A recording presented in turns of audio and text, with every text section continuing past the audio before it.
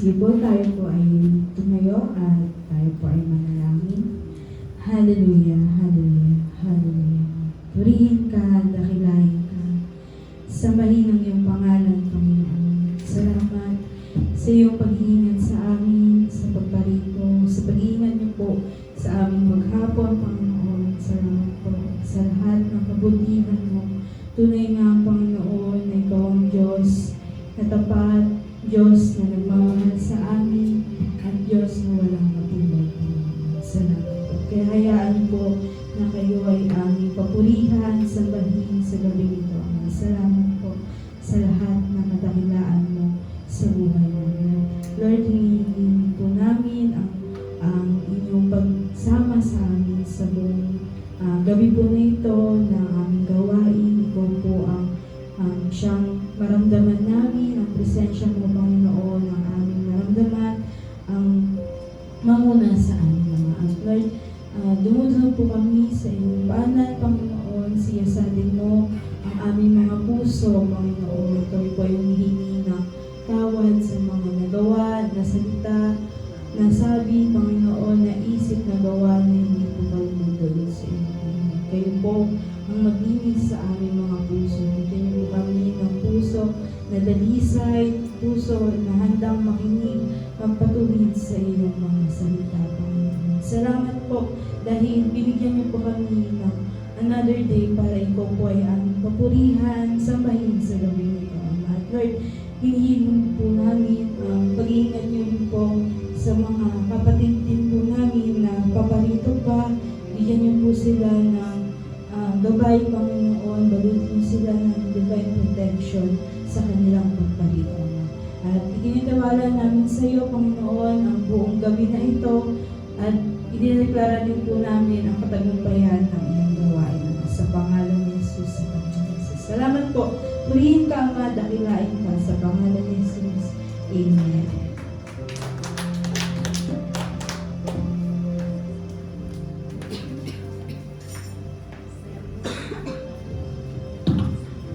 Magandang gabi po sa ating lahat. Tayo ay magpupuli ng pamasalamat sa ating Diyos. Amen. Sa gabing ito, ibus natin ang ating pasalamat pagsamba sa ating Panginoon dahil narito tayo na may lakas upang bigyan siya ng parangal, bigyan siya ng papuri at pagsamba. Amen. Sige po, tayo po umawit sa ating Panginoon.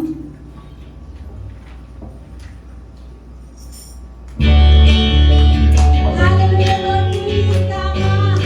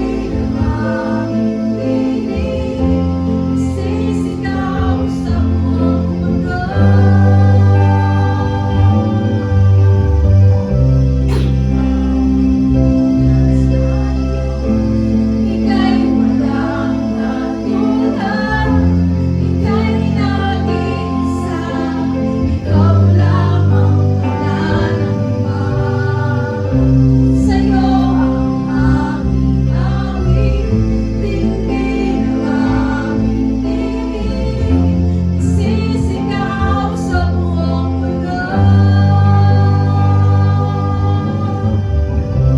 Ikaw ang tunay na Diyos, Ika'y walang magulan, Ika'y nag-iisa, Ikaw lang ang malalagpan. Sa'yo ang aming awit, tingin ang aming tingin, isisigaw sa buong mundo. Isisigaw sa buong mundo, isisigaw sa buong mundo, isisigaw sa buong mundo,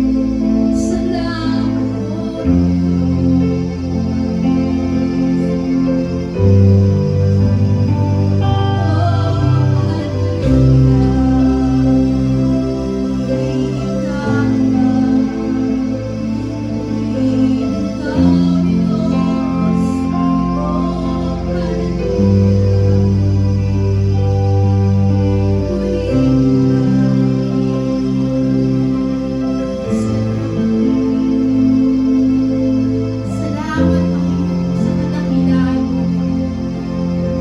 Salamat sa kabutihan mo, Panginoon, sa amin.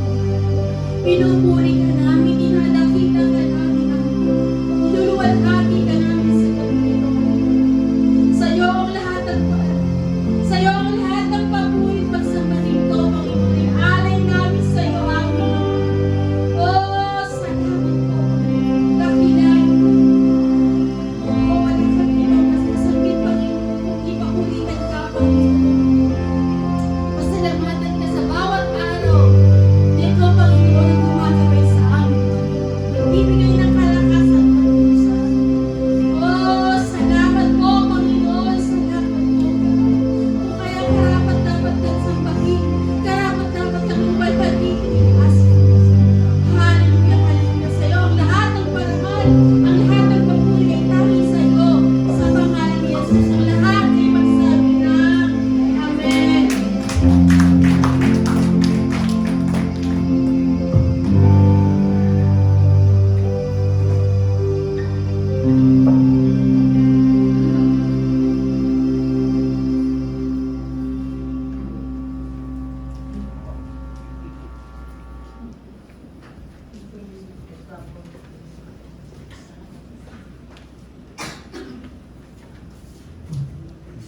Good evening po sa ating lahat. Sige po, bago po tayo tumuloy sa pag-aaral ng mga salita po ng Panginoon, muli tayong manalangin. Aming Ama sa langit, aming dakilang Diyos, salamat po Panginoon sa gabi nito, Lord God, sa buhay ng bawat isa na itinako niyo sa lugar pong ito upang purihin ka, upang hanapin ka, Panginoon, at malaman ang inyong kalooban. Naniniwala kami, Lord God, na ang gawain ito hindi mawawalan ng kabuluhan, hindi lang para sa amin, kundi sa lahat ng mga taong maaabot ng inyong salita. Nawa po, Panginoon, sa gabi nito, kayo lang po ang makita at mahayag, maparangalan sa lahat ng aming mga gagawin at sasabihin, mapapurihan ka, aming Ama. At pangunahan niyo po kami, pinagkakatiwala po namin ang lahat sa inyong pangyarihan. Salamat po, aming Ama, sa iyo pong lahat ng pagsamba sa pangalan ng aming Panginoong Jesus. Amen. Ayan. Marami po tayong mababasang mga pangako ng Panginoon sa Bible. Nandiyan yung mga pangako ni Lord na hindi niya tayo iiwan, hindi niya tayo pababayaan, hindi niya tayo sasamahan, pagpapalain, pagtatagumpayin. Marami pong pangako ang Panginoon sa atin. At lahat po ng mga pangako na yun ng Diyos ay hindi imposibleng tuparin niya o gawin niya sa buhay po natin lahat. Ang lahat po ng iyon ay kayang gawin at talagang gagawin ng Diyos sa atin. Lalo na kung ang isang bagay ay ipinangako niya. Imposibleng hindi niya gawin. Tutuparin niya kapag siya ang nangako. Sabi nga po sa awit 145 verse 13, the Lord always keeps His promises. And He is gracious in all He does. So, ang Diyos daw po ay tapat sa kanyang mga pangako.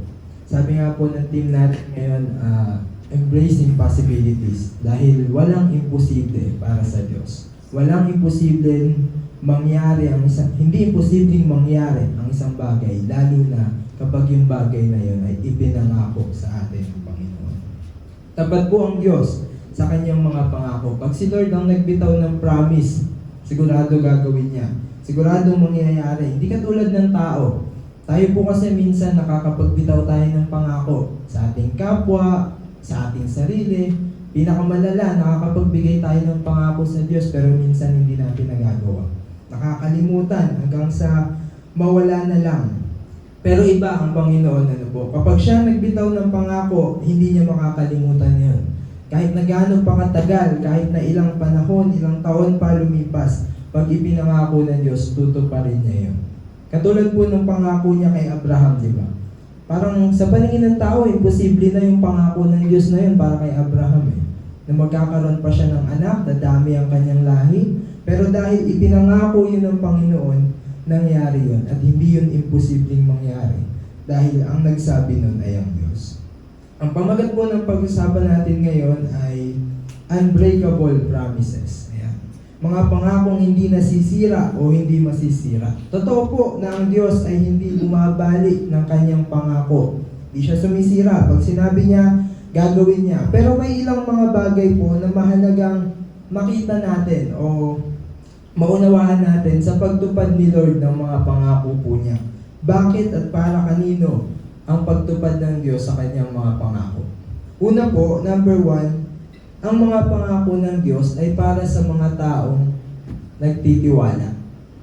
Maraming beses po, lalo na sa aklat ng awit, mababasa po natin, laging idinideclare, sinasabi ng mga nagsulat doon na nagtitiwala sila sa Diyos. Nagtitiwala sila sa gagawin ng Panginoon, sa kapangyarihan ni Lord. Nagtitiwala sila sa mga pangako ng Diyos. At isa po yun sa mga tinitignan ng Panginoon sa pagtupad niya ng kanyang pangako. Kung yung pinangakuan niya, nagtitiwala ba na yung pinangako niya ay mangyayari at gagawin niya.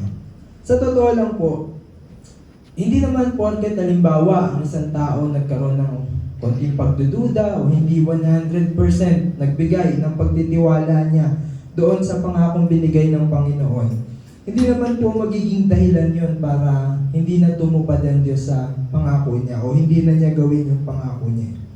Kaya lang, minsan, kapag nagdududa tayo o hindi natin pinagtitiwalaan yung katapatan ng Panginoon sa mga pangako niya, nagiging dahilan pa yun para mapalo tayo, minsan maparusahan. Kung maalala po natin, isang halimbawa, yung nangyari sa buhay ni Zacarias na tatay ni Juan Bautista.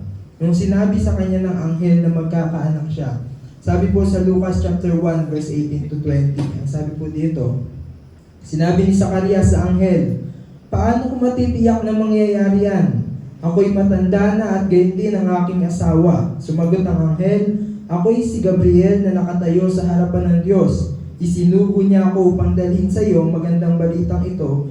Ngunit dahil sa hindi ka naniwala sa sinasabi ko na matutupad pagdating ng takdang panahon, ikaw ay magiging pipi. Hindi ka makapagsasalita hanggang sa araw na maganap ang mga ito. So, hindi buong pusong nagtiwala itong si Zacarias sa pangako ng Diyos na dinala sa kanya ng anghel. Pero hindi ibig sabihin nun, hindi na ipapanganak si Juan Bautista.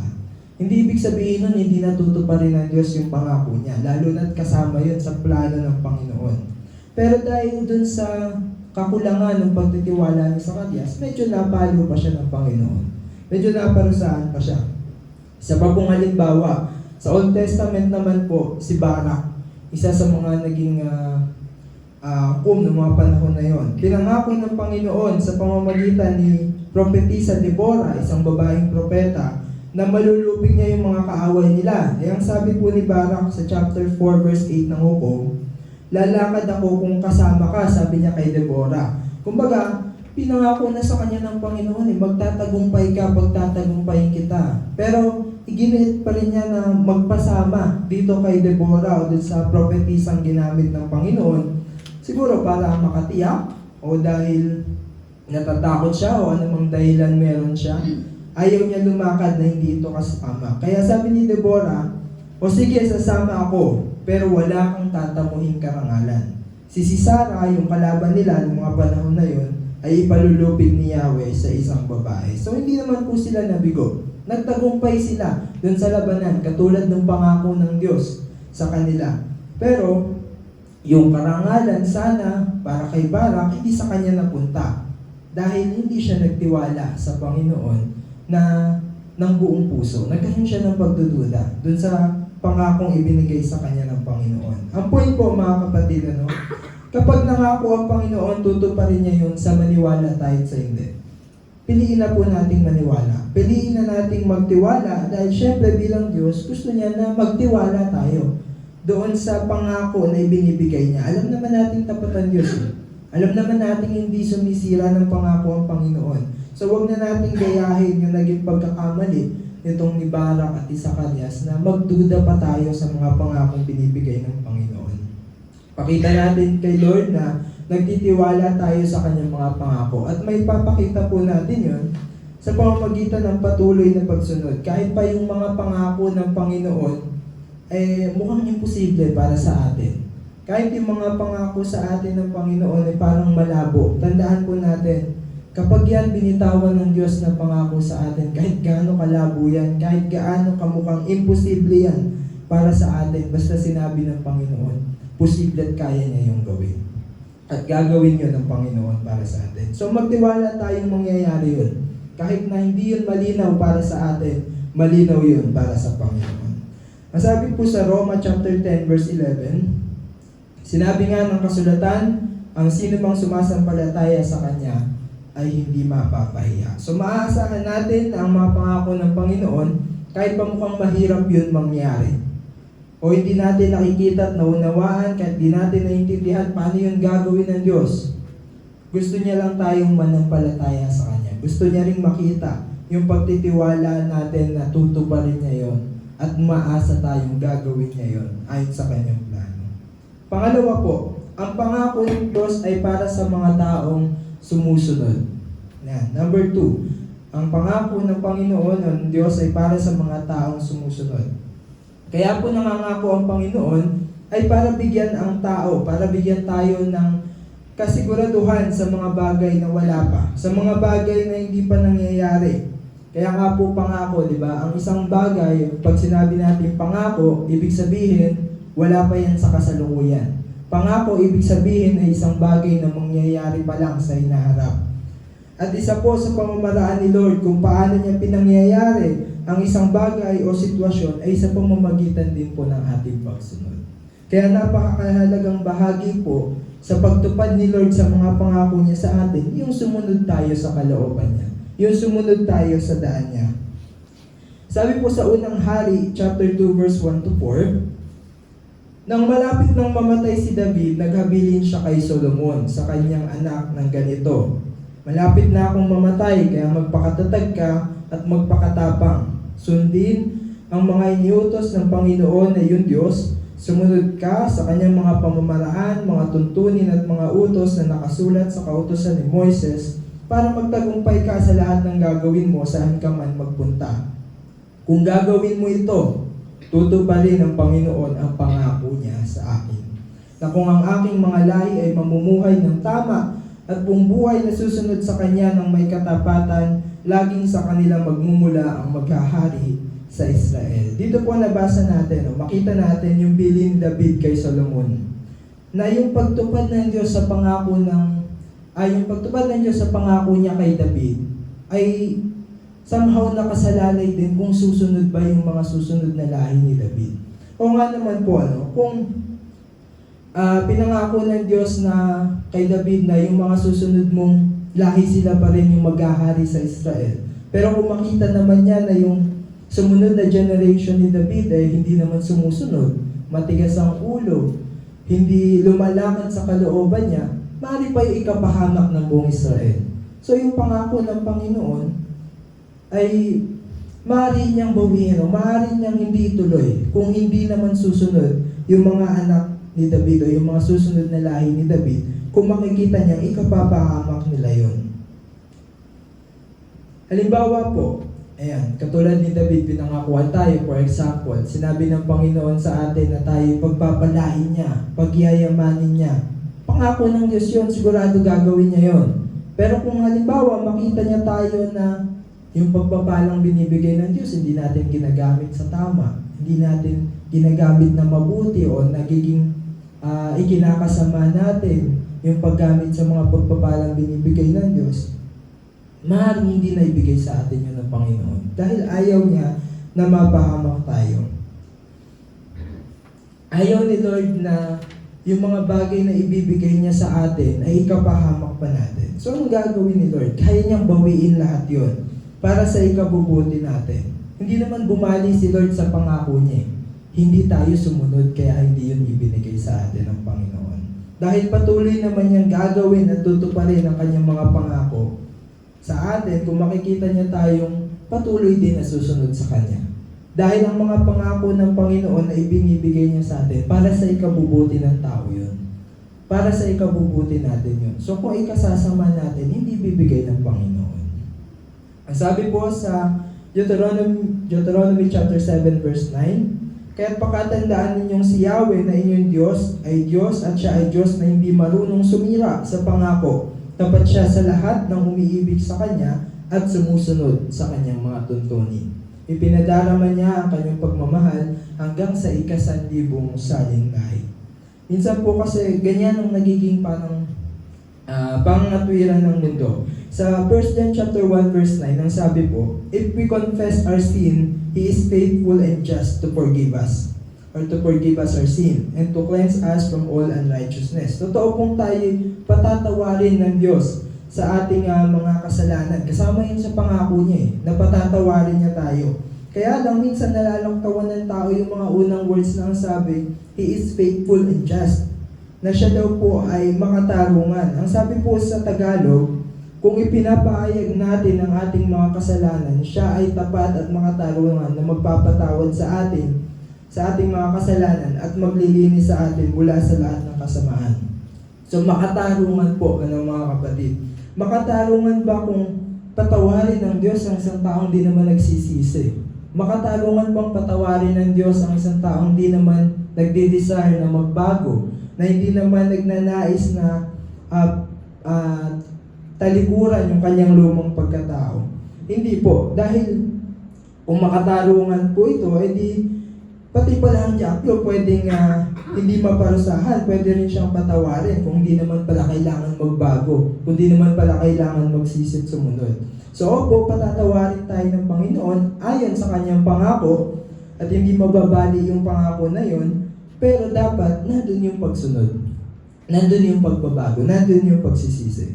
Kung ang ipinagsosorry naman natin kay Lord, paulit-ulit na kasalanan lang, na hindi naman natin talagang tinatalikuran, hindi po makatarungan yun at hindi po natin maluloko ang Panginoon.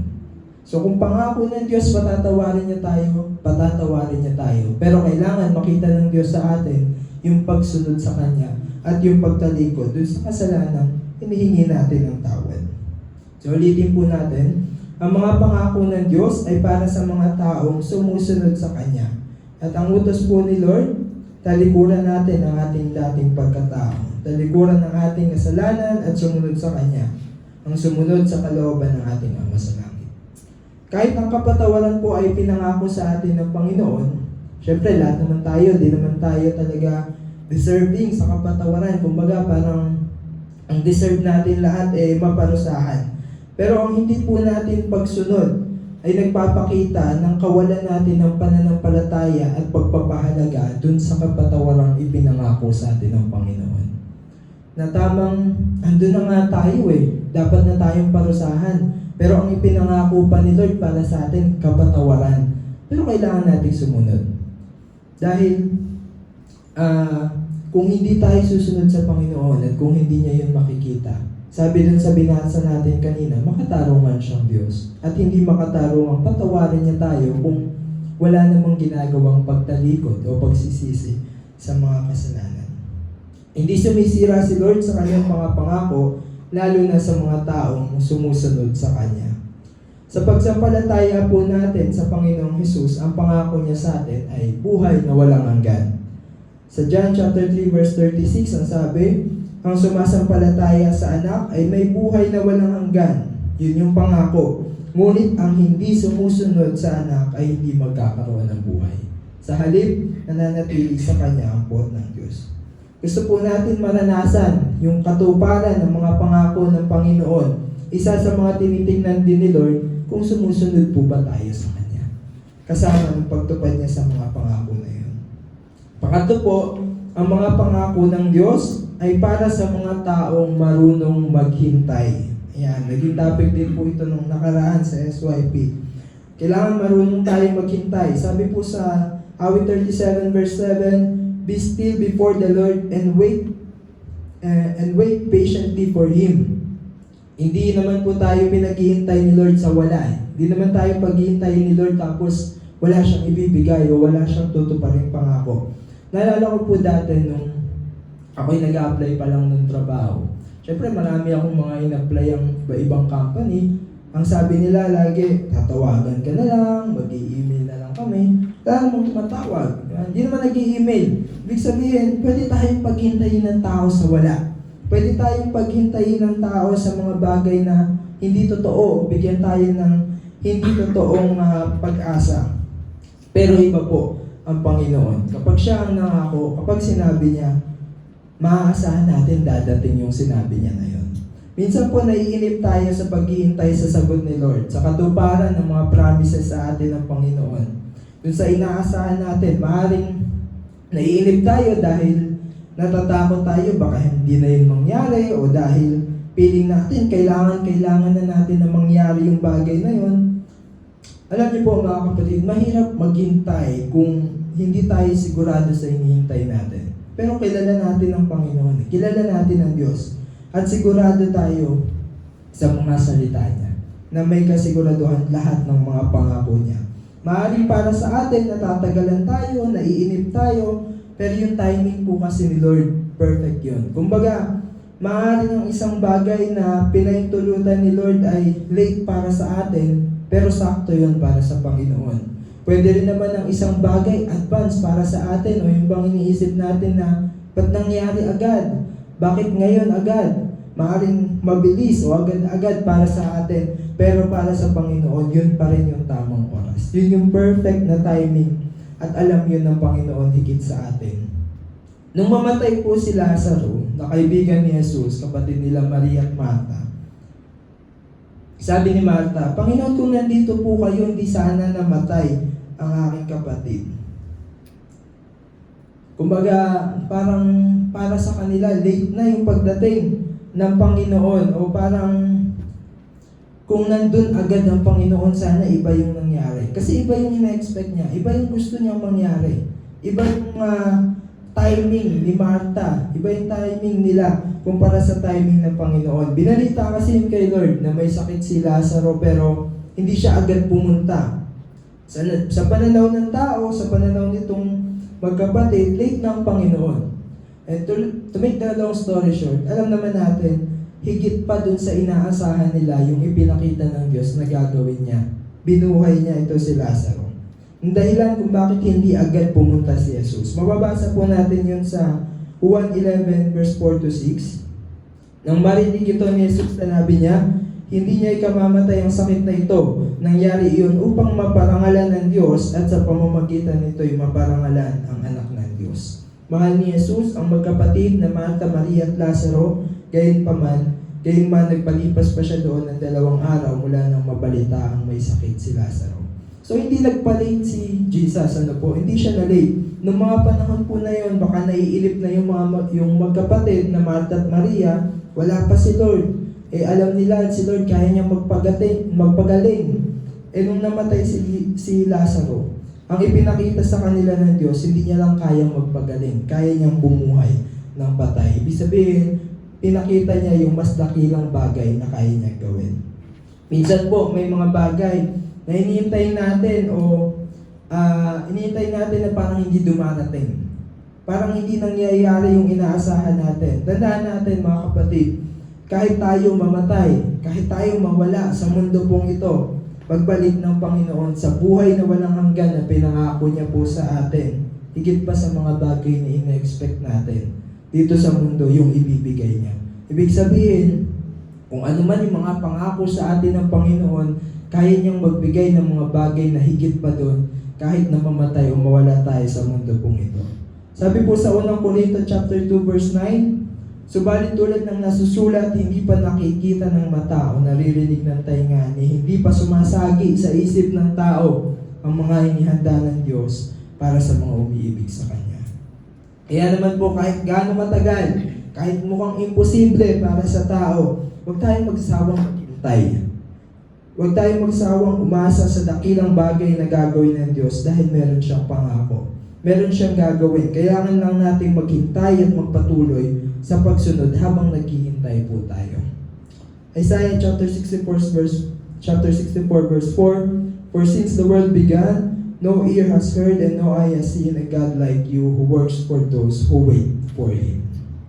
Ang mga pangako po ng Panginoon, hindi niya ibibigay sa tamang panahon.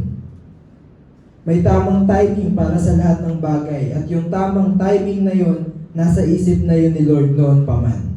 Kaya bilang mga Kristiyano po, matuto po tayong maghintay ng may katyagaan sa pagtupad ni Lord sa mga pangako po niya. Sabi nga po natin kanina, hindi tayo pinaghihintay ng Panginoon sa wala. Maaasahan po natin yun. Pang-apat na po, ang mga pangako ng Diyos ay para sa mga taong tapat. Sino po bang pinangakuan o pinapangakuan ng Panginoon? Sa Bible, mababasa natin ang mga pangako ng Diyos, binigay niya kila Abraham, kila David, mga taong nagpakita ng katapatan nila sa Panginoon, sa kanilang paglilingkod. Dahil kung ang Panginoon po ay hindi sumisira sa pangako, gusto niya tayo din ganun. Gusto niya rin tayo na hindi sumisira sa pangako. Sabi po sa mga Ngalal chapter 5 verse 2 to 6, huwag kang pabigla-bigla sa pananalangin, isipin mo munang mabuti ang ipapangako mo sa Kanya, sapagkat nasa langit siya at ikaw ay nasa lupa. Mag-ingat ka sa pagsasalita. Talon po tayo sa verse 4, kung mangangako ka sa Diyos, tuparin ito agad. Hindi siya nalulugod sa taong mangmang, kaya tuparin mo ang iyong pangako sa Kanya. Mabuti pang huwag ka nang mangako, kaysa mangako ka at hindi mo tutuparin. Huwag mong pababayaang magkasala ka dahil sa iyong pananalita. Mangangako ka at pagkatapos ay babawiin mo. Sa ganyan, galit na galit ang Diyos. Kung magkagayon, hindi kanya pagpapalain sa anumang iyong ginagawa.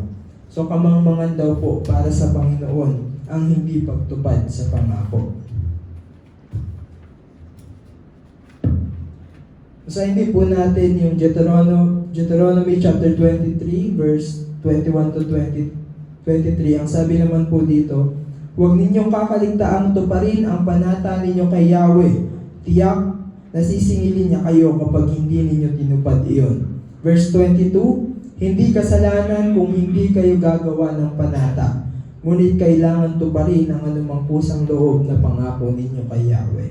So dito po makikita natin na hindi tayo nire-require ni Lord na mangako. Pero nire-require tayo ni Lord na tumupad sa ating mga pangako. Sabi sa binasa natin kanina, mabuti pang huwag ka ng mangako kaysa mangako ka tapos hindi mo tutuparin. Doon sa isa naman po ang sabi, hindi kasalanan kung hindi kayo gagawa ng panata.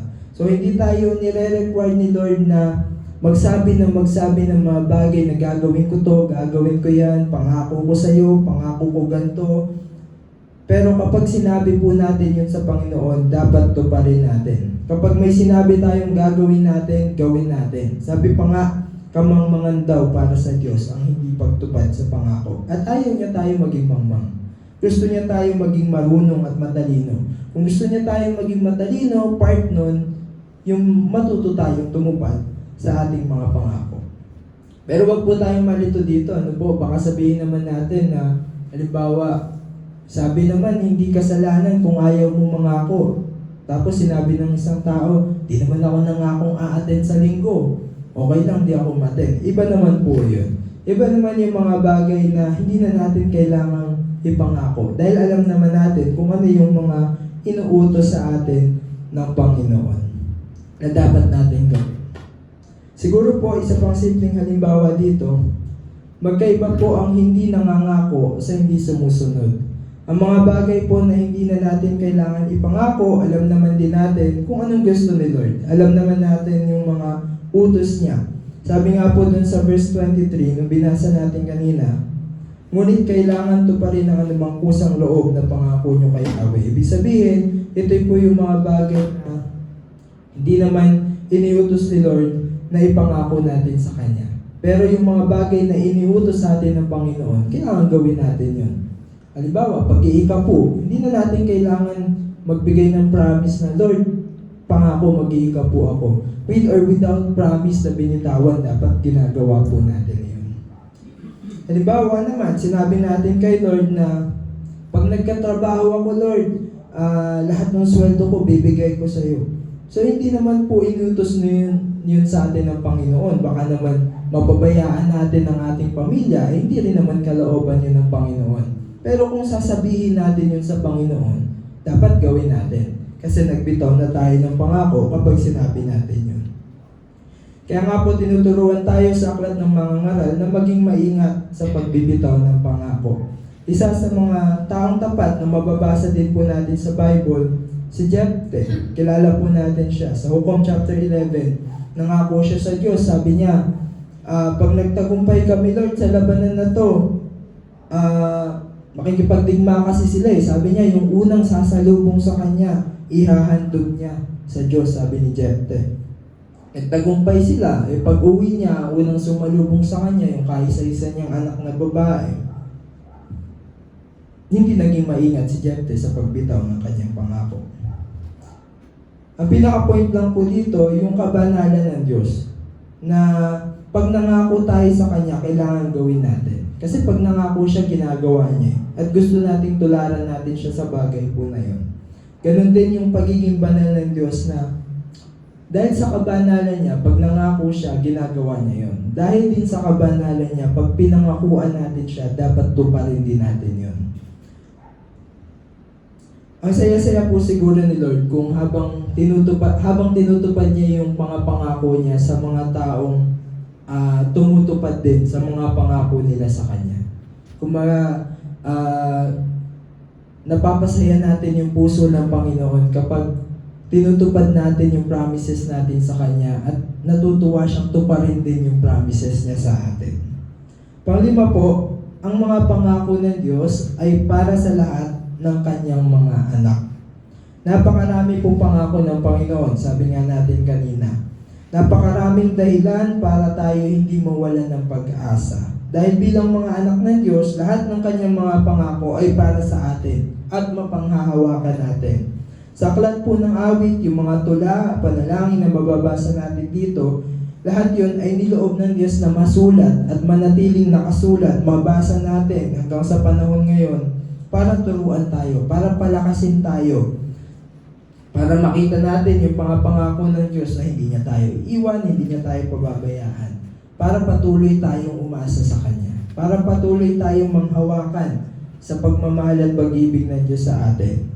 Isa sa mga pamamaraan niya yun na ginagawa ng Diyos para samahan tayo, para hindi tayo mapabayaan ay sa pamamagitan ng Kanyang mga salita na mula pa noon hanggang ngayon ay napagdidependehan natin ang ating buhay.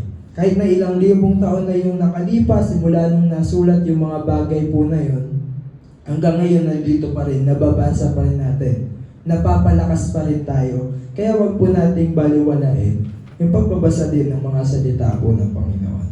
Tandaan natin mga kapatid, walang anuman, walang sino man ang makasisira sa mga pangako ng Panginoon para sa Kanyang mga anak. Hindi ang anumang pagsubok, hindi ang opinyon ng ibang tao, hindi ang kadayaan ng kaaway, hindi ang kahit anong gawa ng dyablo ang magiging dahilan para hindi tuparin ng Diyos ang mga pangako niya sa atin.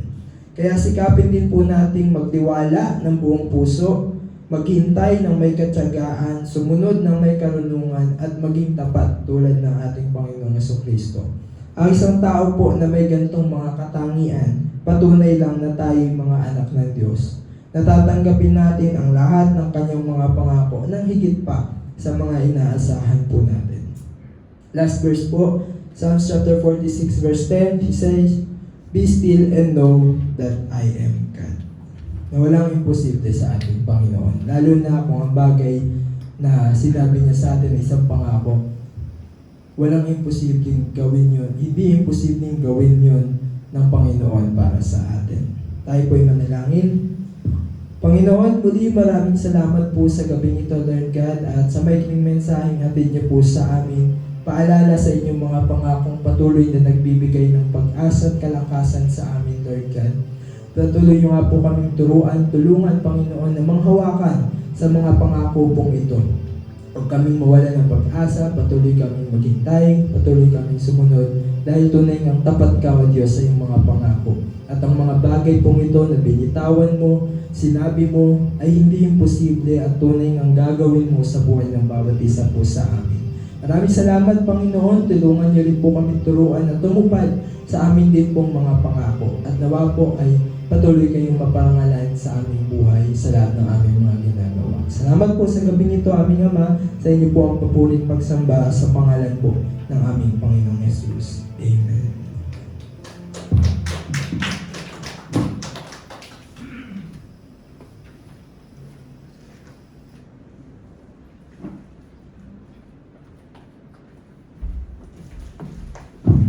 Purihin po ang Panginoon. Ang ganda po ng ating topic sa gabi na ito, no? Konti lang po ito.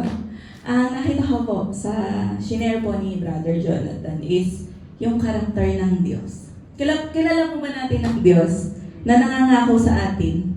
Di ba may mga magulang tayo, may mga kaibigan tayo. Yung minsan kilala na natin sila. Bibitaw sila ng pangako.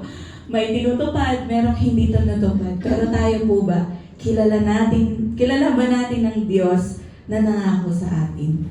Nabanggit po kanina, no, ang Diyos po natin ay banal, ang Diyos po natin ay tapat, ang Diyos po natin ang siyang nagmamahal sa atin, at ang Diyos ay hindi nagbe-break ng kanyang mga pangako. At nga po, no, natutunan po natin sa gabi na ito, kanino ba binibigay ng Diyos ang mga pangako niya? Di ba, ang isang Kristiyano, pag matagal na, isang struggle po natin, yung parang familiar na po tayo sa mga salita ng Diyos. Narinig ko na yan ganyan naman lagi yung pinapangaral. Pero sana po, hindi tayo napapagod na ulit-ulitin ang mga salita't pangako ng Panginoon sa atin. At nawa po, hindi po tayo nawawalan ng pag-asa na mangyayari po ito sa buhay natin. Amen po. Alam niyo po, yung mga tema dito sa church, napansin ko lang, kapag may bagong team, no po, parang may kasabay na practicum, yung OGT ba?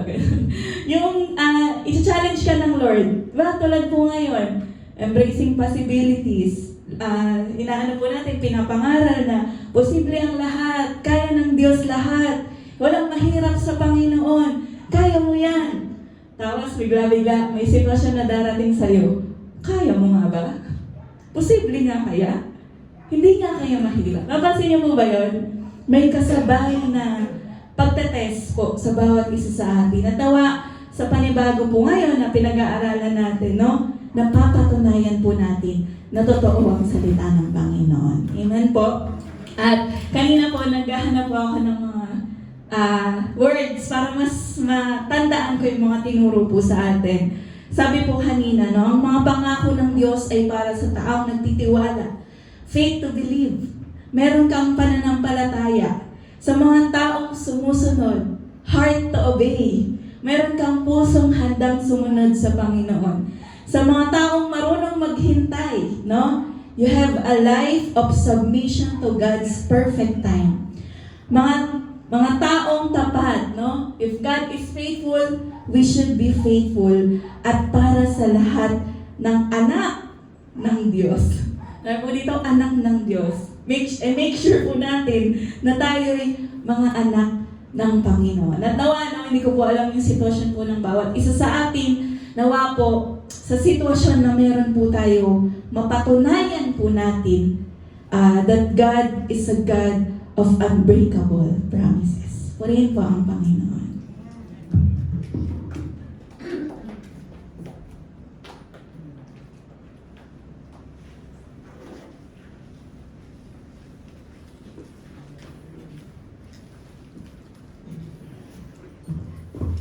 Purihin po ang Panginoon, kahit ang lahat ay tumayo.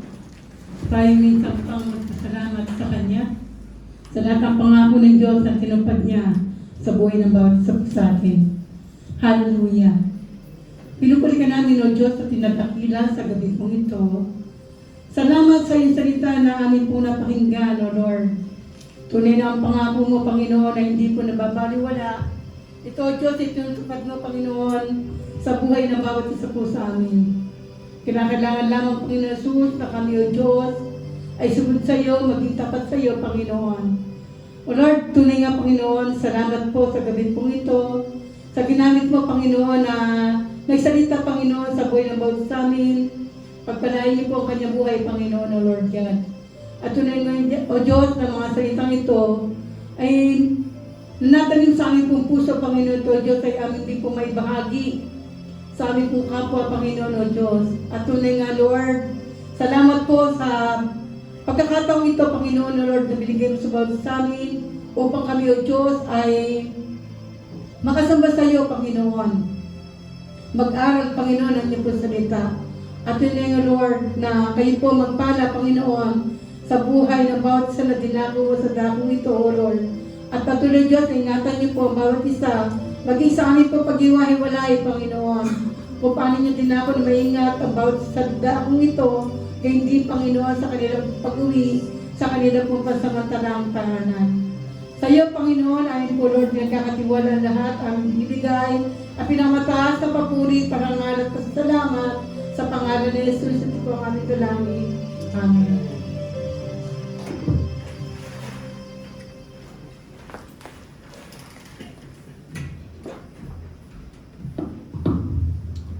Muli po tayong umawit sa ating Panginoon. Muli po natin siyang papurihan at dakilain. Purihin ka, O Diyos.